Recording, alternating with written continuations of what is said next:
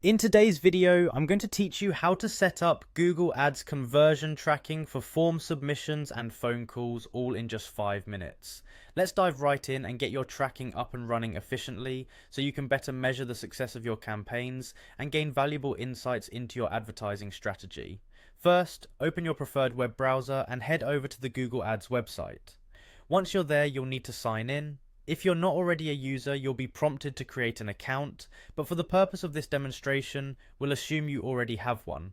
After you log in, you'll find yourself on the Google Ads homepage. This is the central hub where all your ads management happens, so take a moment to familiarize yourself with the layout if you're new to it. Once you have familiarized yourself, the next step is to click on the Goal section. This feature is crucial as it helps you set the objectives for your ad campaign. It's located on the main dashboard and is a gateway to defining what success looks like for your business.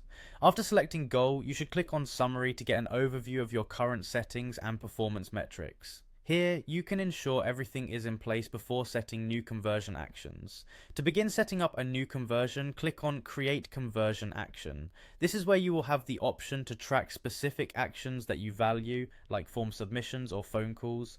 For this demonstration, we'll first set up tracking for phone calls. Click on Phone Calls. It's essential because calls are often a significant source of leads or sales. The next screen will prompt you to choose a more specific action. Select Calls from Ads using Call Assets or Call Ads. This option will help track calls made directly from your online ads. With this selected, hit Continue to proceed.